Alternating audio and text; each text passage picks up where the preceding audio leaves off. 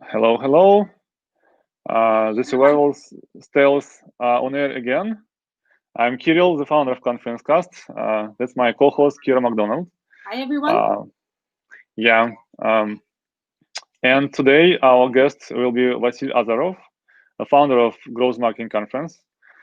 And before, while we are preparing the last moments, so let me tell you about a little bit about us. So ConferenceCast is a platform that helps event organizers to manage their content.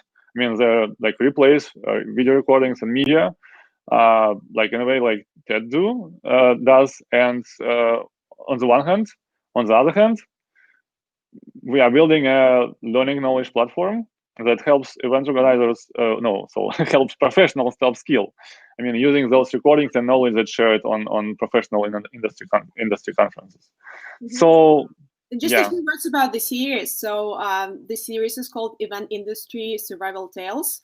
And the objective of the series is to just help all of us make sense of what's happened in 2020, what's happening in the event industry, what does it take to survive, what does it take to perhaps thrive. So we've been speaking with some really exciting people about the pivots, the challenges, the lessons learned, and today's speaker absolutely has a lot to share when it comes to pivoting and lessons learned. And we'll also spend a lot of time today talking about Vasil's predictions about what's going to happen to the event industry in 2021. So this is Event Industry Survival Tales Prediction Edition, if you will, as we look to 2021. And hello, Vasil. Welcome. Hi, everyone. Great to be here. Thanks for inviting me. Yeah, absolutely. Shall we just, if you just wouldn't mind introducing yourself, just a few words? Sure. Pretty much my whole life, I've been passionate about events, marketing, and connecting people. I've been doing events for the last 12, 15 years. Started as a social media and event producer at Online Marketing Summit, one of the industry largest events back in the days, 2009. Eventually joined a team at Startup Socials and built Growth Marketing Conference, which we became one of the most prominent growth marketing events in Silicon Valley. Over the course of the 5 years, we grew it from 500 attendees to 2,000 people traveling from 40 countries from all over the world. And of course, COVID happened, and now we have to pivot. And happy to share my survival tale, so to speak. That's amazing, and so I really look forward to this conversation. So before we jump into the conversation about the future, right? And I know you have a lot to say about the future, where we're heading. Just very exciting. No pressure. Hopefully, you're gonna get everything right there. But let's just talk about the past for a second. So obviously, you bring a ton of event experience, and I know that. Prior to 2020, you had some experience with running events online, but obviously then COVID happened, the global pandemic happened, and then so if you could just share with us a few lessons learned, how do online events in 2020, how are they different from let's say online events in 2019? What have you learned this year? Yeah, so now we can see virtual events are exploding. Virtual event startups are getting funded, and the trend is definitely going upward. But my first virtual event I actually produced back in 2010. Wow. So and we've been producing large-scale virtual events with growth marketing team from pretty much from 2014, I want to say. So I see the landscape changing rapidly right now. How we did it in the past is totally different from how we're doing this today. And I'm very excited to see so many players who are coming out with new innovative ideas, whether it comes to virtual event technology or virtual event experiences, as well as strategies, how to monetize, how to attract sponsors, how to get the best speakers. So everything is very new.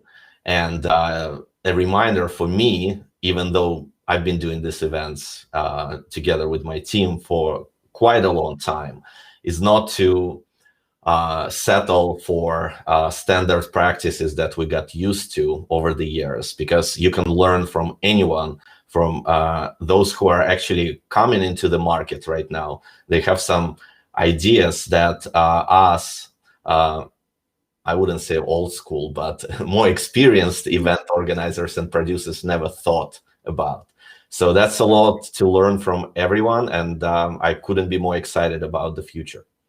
Wonderful. So it sounds like, would you say that running virtual events this year has been much easier than in the past?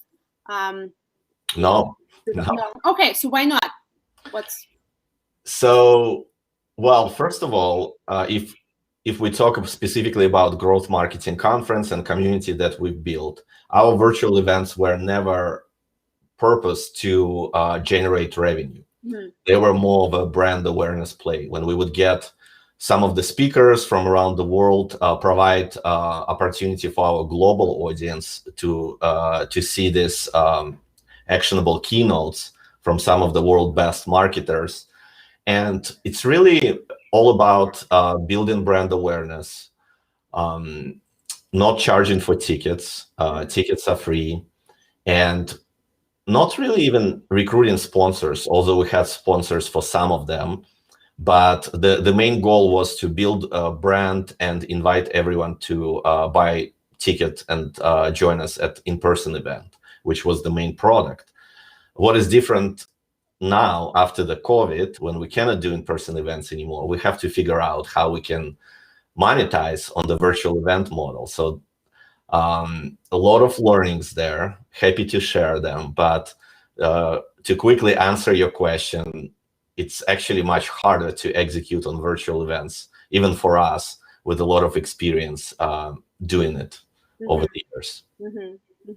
Yeah, absolutely. It's interesting, when you mentioned that, of course, virtual events have been around for a long, long time, but whereas before they were just, one of part of the kind of broad marketing mix, right? As you said, to help build brand awareness, whereas now they're just becoming kind of the main medium. This is, the running online events is really the business, right? So this is why I guess there's, so much more competition, so much more is riding on the success of those events. So we'll definitely unpack that. Shall we go to some quick technology questions, Kirill? Yeah, sure. The first question is, what were your key technological objectives during your shift this year? Key technological objectives. So I would say that we always think about events, whether it's virtual or in person, thinking about event experience as a product, right? And what do you really need to build that foundation for a successful event? If for in person, it would be a venue and providing appropriate experience for your audience. So the same thing goes for virtual events. Our audience, pretty sophisticated marketers and executives. So we want to make sure that the platform that we provide to them is easy to use, at the same time, very reliable. They want to make sure that they look good on video, and content is king. For marketing events, we've been always well known for high quality speakers. So we want to make sure that speakers have all of the tools to engage with the audience and deliver their message. So if I would have to summarize it, reliability of the platform, opportunity to engage with our community members and attendees, and also with that new shift and pivot that we experienced, we needed to provide value to our sponsors, as we were charging for sponsorships for our virtual events. Got it. And could you please share what the solutions exactly have you been using, like to run your events online this year? And if something had changed in comparison with previous, why you changed the solution? Yeah, so we've been prior to COVID, prior to 2020, we were using Crowdcast. The platform been around for 5 years, and when it got introduced to the community, it was a revolutionary tool that had pretty much no competitors back then besides traditional webinar softwares. But now there's so much competition. And why we used Crowdcast back then, we liked the engagement that it helped us create. And some features, some core features that Crowdcast was missing, we have to complement with some other softwares. So we introduced Brella to the mix. Brella is the software that allows attendees to schedule one-on-one meetings ahead of time. So you meet relevant people, you have one-on-one conversation, which resembles in-person event more or less. And we also were looking for the easy solution to create branded templates for the website, for the registration pages. And we used Hey Summit for it. Something that we had that other event organizers might not have in their disposal is very strong marketing operation person who was able to connect the dots and establish all of the automation. So the customer journey feels seamless from registration process to onboarding to actually getting inside of the software, receiving all of the follow-up emails, networking, etc. So for those who are just starting out with virtual events, I would probably recommend to start with all-in-one solution, and then think about whether it makes sense to build its own virtual event stack. There are also a couple of other things that we used in the after post-event, including ConferenceCast, the platform where we hosted our videos and sold our virtual passes. We also used Vistia for some in-between video hosting as well. And Vistia also makes it very easy to embed it anywhere. ConferenceCast provides platform to host videos and resell virtual passes when event is over. And what I really like is having the ability of breaking down the content into small chunks of actionable content that are easy to search. So that's why we liked Crowdcast. Thank you for promotional words. Thanks so much. Yeah. And we are starting to approach to your predictions. So we're starting with prediction number 6. You have to see it on your screens now. So my question is, like in this prediction, you said that virtual event SaaS companies will emerge in the near future that will build on top OnZoom marketplace that was launched recently, have launched in the App Store. So in your experience, what needs will those solutions work to address? So many different needs. I have a few in mind from top of my head, but the reason why, maybe to give a little bit of context, I'm making this prediction because I'm seeing there are so many companies that are building on top of the COVID beneficiary and who are growing like crazy in the times of pandemic. Let's take Shopify, for example, right? With so many e-commerce stores are getting traction, the tools that provide customer support for Shopify store, for example, startup called Gorgeous grew I don't know, by 10x, I don't know exact numbers during the pandemic. So the same thing with Zoom, right? Zoom exploded like no other startups right now in 2020. So if you could think of something that you can build on top of it, right? For example, an easy plugin to invite attendees, invite your LinkedIn connections to join the Zoom meeting right now, invite your Gmail connections, send a quick cold email. Think of it as for salespeople, it could be Outreach for Zoom, right? Outreach, for those of you who don't know, is the cold email solution provider. Well, designed for sales team, for sales engagement. What else? There's so many other integrations, and I'm sure they're already there. Last time I checked, if you go to Zoom Marketplace, you could see their integrations with various marketing platforms. Like last time I saw, I believe Miro was there, which is whiteboarding tool, right? Yeah. So I was even thinking about building something on my own. So if Yeah, I also have seen a lot of integrations like in software that is not connected with event space, let's say, but like helps to serve, I mean, like some like, online needs like recently. I mean, starting from like, online chats that started to support like Zoom meeting setup, like right from the chat box and all this stuff. But in your prediction, you also mentioned not only in addition to on Zoom Marketplace, you also mentioned App Store.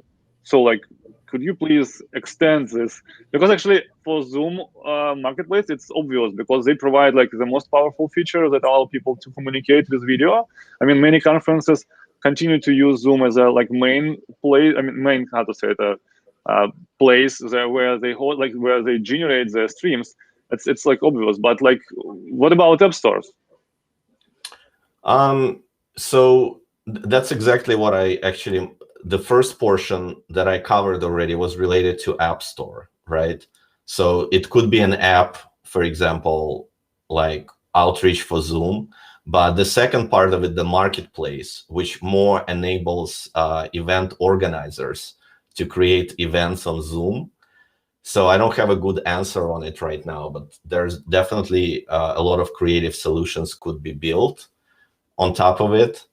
So, for example, anybody who will create, who will become the first organizing the most popular yoga classes on Zoom will probably get tons of exposure on Zoom. Like the same thing happened with other major marketplaces and social networks. If you start something new within your industry, something that you're really passionate about, and use Zoom, for example, as your main channel to build community, and you will get known as the first on Zoom to do that, it could benefit you. You will be the first to enter that market. So I got it. That's sort of my prediction was around it. Okay, thank you. And let's move further. Let's talk about monetization.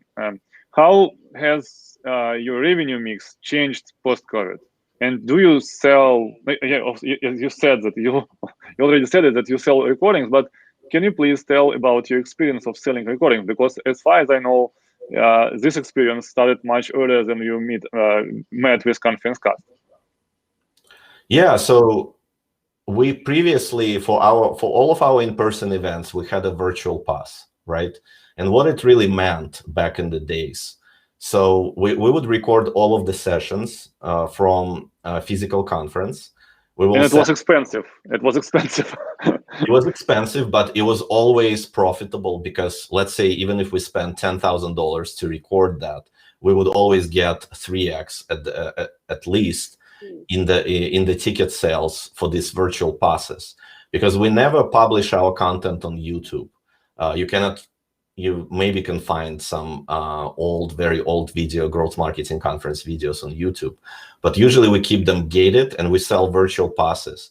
The way it worked for us, because we built so much awareness, so much buzz, so much promotions around our in-person event, people are getting excited. They want to be there. For whatever reason, time doesn't work out. They on the opposite side of the globe.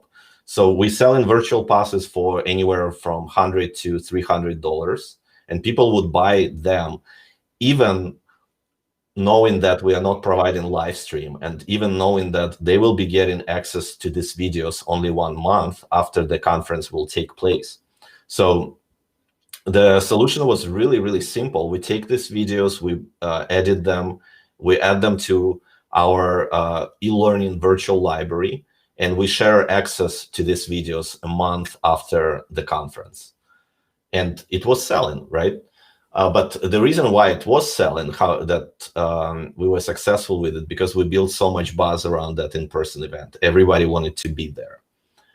On the other hand, I can talk about virtual event monetization right now. Would you like me to go into in there, Kirill? Okay, perfect. A little bit, yeah. So not for long. The virtual event monetization, what we learned, and not just this year, but what we learned as we did a little bit of consulting back in the days for other companies and brands. The formula that really works when you get someone's attention to register for the event for free, get a complimentary pass. While you have that attention, it's a good time to offer an upgrade, which we would call it all access pass or ultimate experience pass, wherever you want to package it, by offering on top of the video recordings that you would get from the conference, some additional either services or experiences, or it could be a very valuable ebook that you never shared, could be one-on-one consultation with one of your team members, or extended free trial on the software, you name it. So, and if you provide a little bit of urgency for, let's say, for 24 hours, you can buy it for discounted price. That's where we were seeing some success. People are buying these virtual passes on the spot. And that was the model that worked for us also this year in 2020. Okay, thank you for the answer. And I think you missed it, but my first part of the last question was, were any changes in your revenue mix because of COVID? Oh, okay. So yeah, absolutely. So if we compare to the revenue that we had, well, first of all, we lost 90% of our revenue, right? So yeah, it's a really tough transition. And the business that was operated after the COVID and before the COVID was a completely different business. So we have to pretty much start experimenting and trying to rebuild it from scratch. And this goes in line with other conference organizers that I interviewed as a part of my event series and I talked to in private. Everybody lost a lot of revenue by not being able to host in-person events. So something that changed in the revenue mix, previously, I would say sponsorships and ticket sales were 50-50. Now, we were seeing that we only had about 15% of our revenue coming through ticket sales, and majority of revenue for virtual events came from sponsorships. When we figure out the right way to position our virtual events so they're attractive to sponsors. Okay. Great. Let's go into some of your other predictions. So you talk about membership, community, and subscription as becoming most prominent business models moving forward. And this is pretty much consistent with the things that we've been hearing from our clients as well. I understand that you've been already working to implement the subscription model, from what I understand. But anyway, if you could just elaborate on this prediction a little bit and maybe talk about what's next? How are you going to try out those models? Have you been trying to try them out? Just a few words on that, please. Yeah, about 2 years ago, we actually tried to launch our first membership. And the reason why we shut it down, we didn't have enough resources to work on it. And it was semi-successful. We were able to ramp up to 200 paying members very quickly in less than a month. And but yeah, eventually we realized that the highest priority is to make sure that our conference at the end of the year would be executed, and because it was a major revenue driver. Looking back, we might have made the wrong decision not to focus on our resources on that early in the game, because we would be really ahead of everybody else. I haven't seen too many paid membership communities, but starting next year and already this year, I'm seeing this model being adopted by conference organizers. And I think it would come to a creativity and being able to differentiate from others and making sure that you find your community that really follows you, follows your brand, follows your content, that is appreciates the messages and the core value proposition that you put out of there. So the key is to really start small before you grow. The best marketing is always word of mouth. So just creating that unforgettable experience and really valuable experience for the core community members first, and then they will help become your brand evangelist to grow. So my prediction is every smart conference organizers who would want to make the event business continue with that as a core business model will consider subscription next year. Yeah, thank you for sharing. Yeah. Okay. Like next prediction was about sponsorship, like an actually sponsorship business model. So it was. Oh, sorry. Oh, oh, yeah. It is here. Yeah. So it was prediction number 3. So having spoken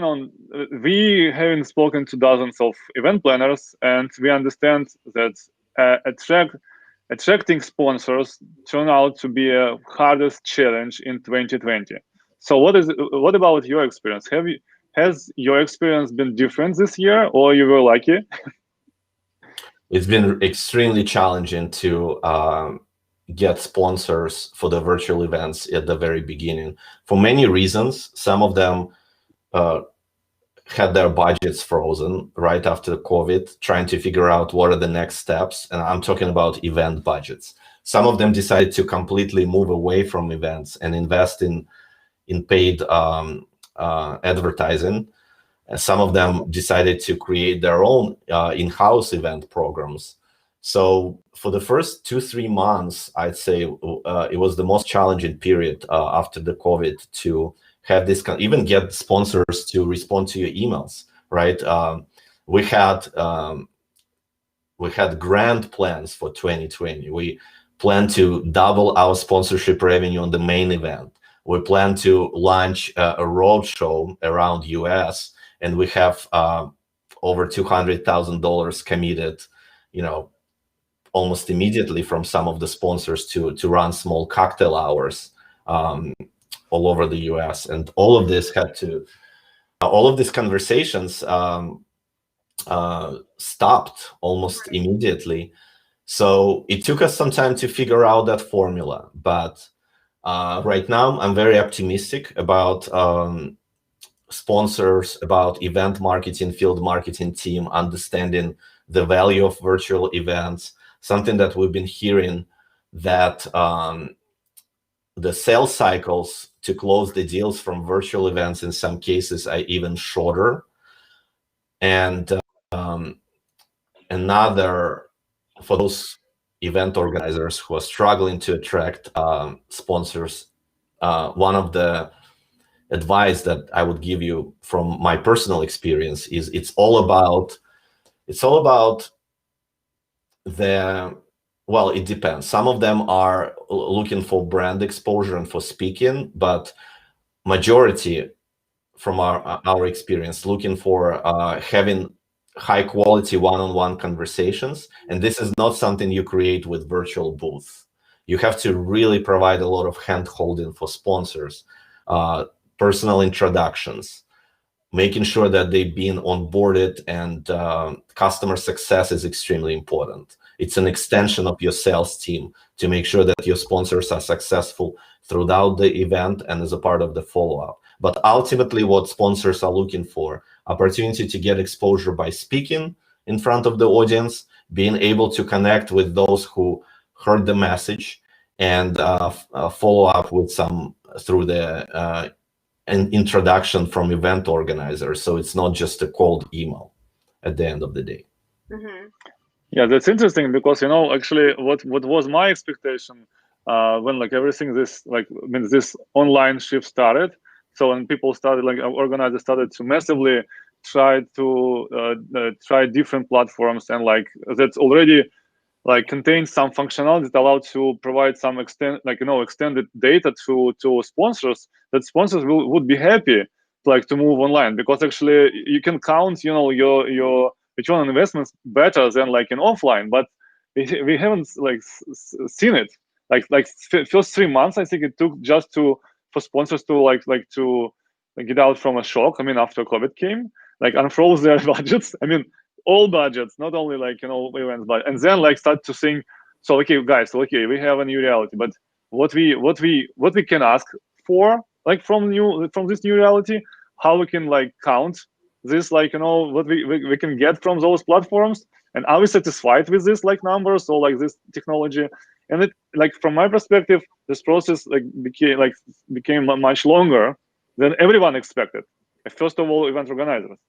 And I think like next year will show us new, you know, new challenges, because virtual, like hybrid, I mean, is coming. Yeah. Okay, so our next question is, our next prediction is prediction number the audience engagement one. Yeah. 7. Yeah, so we just talked about, you know, we just talked about community and the importance of community, right? And how, you know, you really want to be, you really want to be building that special connection. You want to eventually be turning your audience into your brand evangelists. And it almost sounds like it's kind of going back to basics a little bit, right? Because it's kind of, you know, it's a, you know, word of mouth is probably the oldest marketing tool out there. So let's audience engagement 2020 as opposed to audience engagement 2019 in-person events and prior to that. What's different? How do you build that community in 2020? How do you build community in this new virtual reality? What does it take to, you know, again, there's so much competition, so many things competing for people's attention, so many people competing for people's attention, you know, so and so the prediction that we currently have on the screen is, you know, I know that, you know, one of the ways, one of the technical technical ways that we are stimulating that engagement is through just making those events much shorter, right? So that people, you know, so that they can get focused, you know, kind of in and out type thing. What else? Yeah, I think the $1 million question is how to make this, how to deliver value in the shortest amount of time possible to get to your community members exactly what they want, right? And deliver it through a video and interaction. That's how I see the virtual events would evolve, because you don't really need to have 8-hour conference anymore. If all you need to learn is, let's say, for example, something that came up, and the question came up from one of our community members recently, that is not publicly available online. What is the average salary currently for event marketer, event marketing manager, or demand generation manager, right? How much they've been paid here in San Francisco Bay Area or outside, right? So how to get answer to this question? This is probably, you could of course post it on Facebook group or Slack, but if you have a trusted source to go to, right? And if you're able to ask that question quickly and get a response, if you can do it, usually the most valuable conversations at in-person conferences are happening as a part of small, highly curated events for speakers and like-minded people. And this is where you ask these types of questions and get immediate answer. So the way I'm seeing how the community would become and events would become more, which I'm seeing all of them bridging together, right? Events, communities in the future, how they would be the most valuable and the most engaging. If you get quick answers, quick solutions to your challenges, to the questions that you cannot find online, and you have the right people as a part of this community who are experts and who can help you answer these questions quickly and save you a lot of time and money on it. Mm-hmm. Another part that I'm seeing also by having conversations with other event marketing advisors, other conference organizers, hiring is also becoming a huge trend, and hiring at events, at community, with the help of communities, potentially could become something new. And I didn't list it as a trend. It's just recently something that I've discovered by talking to a lot of folks in the space, because it's really hard to find the talent. Everybody will compete for the best talent when we are approaching this remote collaboration, work from home sort of environment and trend, which is going to take over. How do you get the best talent? The best talent would be hiring the best talent could be a benefit of being a part of the community, to have access to this community and other members.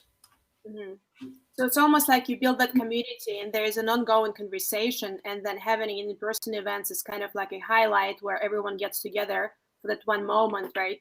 So you bring together just the right people at the right time, and you give people something unique in that moment to really respond to, because you kind of you keeping your hand on the pulse, you know what's on their minds, right? You kind of know what it will take to encourage people to join live and to actually participate, right? So whether it's matching talent, demand and supply when it comes to talent, or answering some burning industry trend questions. I guess that's kind of where it's going.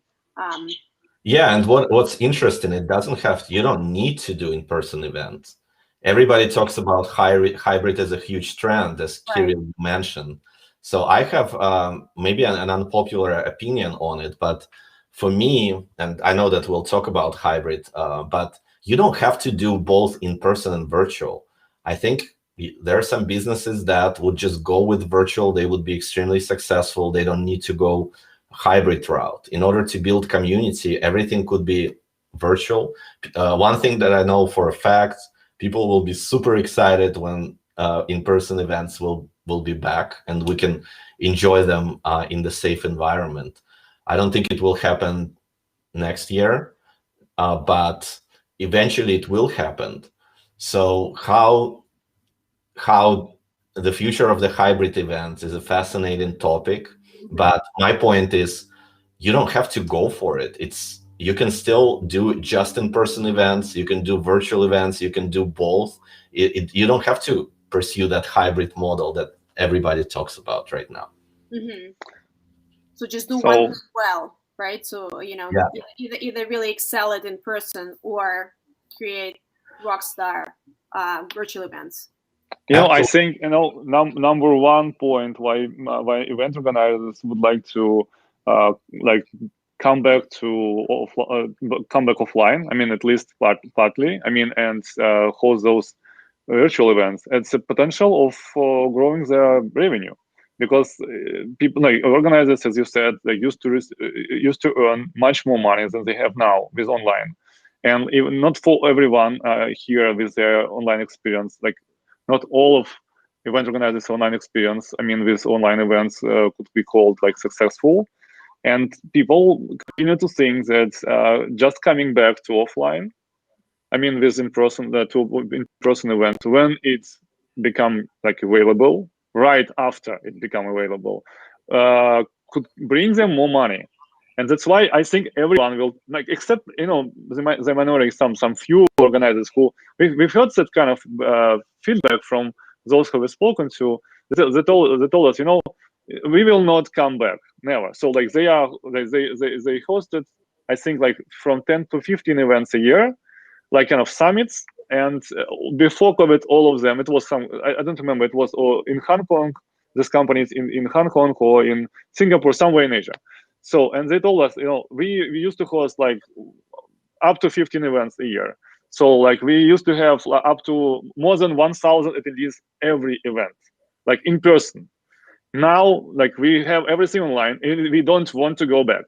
But we've heard it maybe once or two times. The rest we've spoken to, especially from industries that used to be mostly in person. I mean, like so-called old industries, like real estate, finance, like health, like health service, all the stuff.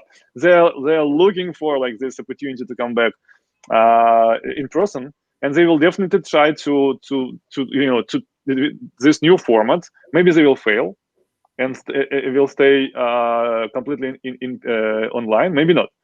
So, but it's like we will see how it will go. But definitely, if we are talking about this now, this prediction number 2, that you said we are not ready for professional produced hybrid events. So yeah, like I completely agree with you that it will be much more challenging thing than just to switch from offline to online, because it combines two technologies. It requires more money. I mean, more resources to run it smoothly, and like it requires some experience that most of event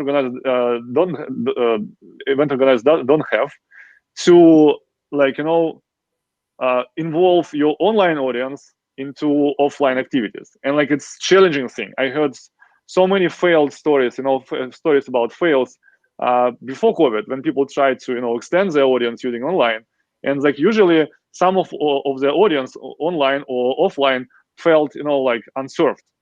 Usually online audience felt unserved. Yeah, and to your point, I couldn't imagine if you have even a small event, let's say the first hybrid events, when they reappear, well, the in-person element reappears, they probably will be a very small event, let's say 100, 200, maybe 500 people at the most, right? And if you are given that all of the CDC regulations are there, it's a safe environment, and you are able to interact with people in person and you feel comfortable, why would you start talking to somebody else, right? When you're already in that environment, why would you engage with somebody else? So also the bigger question to ask is what's really hybrid events? The definition of hybrid events. I haven't heard a definition of the hybrid events that sort of widely accepted right now, that everybody would say, okay, this is it, right? Everybody, all of the experts that I talk to, they have slightly different understanding what hybrid event is. Some of them think that we've been doing hybrid events for years now already, so it's not a new concept at all, because we've been doing a hybrid events in a way. We provided some content to the virtual audience in the future, to the global audience, even though it wasn't a real time. Some other conferences did a live stream from the keynote session. We can call it hybrid as well, right? Yes. So many different perspectives. That's why I outlined it, that we're not ready for professionally produced hybrid events, because we don't. First of all, it will be a huge risk to bring a lot of people together in 2021. You never know if government can shut down any conference anytime, something that we'll learn this year with a very short notice. So it would be a huge financial investment, and the risk that you need to take, although a lot of organizers getting very smart and negotiating contracts, from what I'm hearing, with the opportunity to get 100% refund if event is not happening due to the government regulation. But I still see the execution very problematic. And why do that? Why not have a small in-person event for 25 people, 50 people, and then have a virtual event on the day after, and position it as one big event, but then a portion of it could be in person. And it's okay if in-person attendees don't interact with virtual ones, and then have a virtual conference after. So this is the format that I'm seeing as the most the easiest one to execute. And I don't know if it's hybrid though. Maybe it's just two events together in one. Right. Yeah. Yes, that's true. Yeah. And get caught up in those terms, right? Like what's gonna, that's just, there's this label hybrid. And there's really, you can kind of, anything can be called hybrid. Just a quick follow-up question on the networking. So, we've touched upon that a few times. You talked about the fact that, if you're trying to demonstrate value to sponsors, you want to make sure that you come through on the networking piece. Networking is absolutely something that attendees are looking for, whether they're joining in person or live. One of your prediction is there's a breakthrough coming when it comes to virtual networking. We're going to go beyond those Zoom breakout rooms that we've all become accustomed to. We'll go beyond one-on-one matchmaking. What would it look like? What's the next? What would be the breakthrough there? Does it get any better than a Zoom breakout room? Yeah, I can only share what I would love to see as a part of the breakthrough, right? again, we talked about community as a big trend. I'm sure there would be so many breakthroughs overall, but one example could be, let's say, virtual event organizer has a popular community that is really engaged, and everybody gets access to everyone's calendar. And I commit to 2 hours of my time on Friday afternoon allocated to meet other community members. And then I'm getting somebody booking a meeting on my calendar with a very specific ask, right? So ahead of time, I know what they want. I know that it came from a vetted community member who is a part of the group. So I accept that meeting, and we have a conversation. We already know that time will be well spent. It will be focused on just chit chat, getting to know each other. It will be super relevant. It will be coming from a community member who you share common values with, common goals, and that could be just one example of it that I would find very valuable. But I'm sure there would be so many others. So something like Calendly wouldn't meet that need necessarily, like using Calendly for members of a specific community, right? Where you can just share a link and say, okay, I know you, let's talk. Like this is my slots this Friday afternoon. Yeah, I mean, maybe somebody would build the software around it, right? But yeah, at the very basic, Calendly could work just to connect to people within a community. Oh, I don't know. There was one service that I started using recently. I like lunchclub.ai, and the way they position themselves is smart introductions to relevant people. But usually, my experience shows that so the introductions mostly irrelevant. So I've been attended over 80 meetings, or maybe 90 already. I don't remember exactly. Wow. Yes, yeah. So and I can say that relevant were maybe a few of them. I mean, according to objectives I've pointed during a setup of an upcoming meeting, though, like, what are your objectives? There are like two common, like, general answers, like you're looking for funding, you're looking for co-founder. So, like, according to these objectives, and also I've tried a few from the extended list, like maybe 2 or 3 calls I could call like that they were relevant. I mean, but it was very nice to use it just for random chatting, because I've done so much from new people, like mostly entrepreneurs. I've never heard it like from different sources. I mean, it's good. But now think about it, that technology is implemented within your community. Yes, that's true. You know that event organizers is the sort of inviting everybody in, and they're making sure that those who are the part of the gatekeeper, right, the community, are relevant people who interact with each other. So then it would be a totally different experience for you.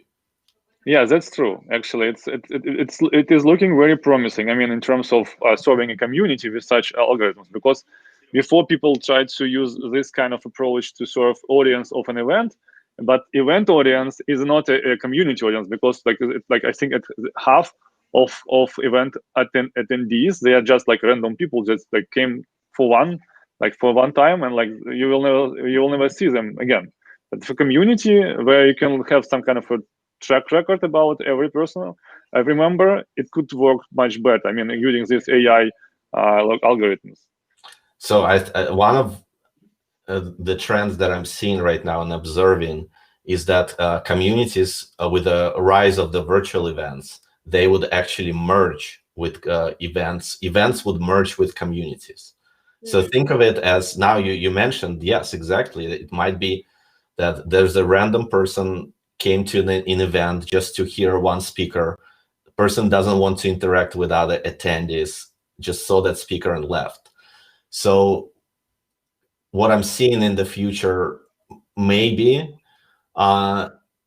we still have a certain percentage of these people who don't want to engage, but the ones that you want us event organizers to build a profitable business down the road. You want to have those who would like to continue these conversations. share the value with community, share key takeaways from the sessions that they just heard about, interact with speakers. Another big challenge that all of the event attendees are experiencing is there's always a huge line to talk to a speaker, a keynote speaker, after that speaker finished the presentation.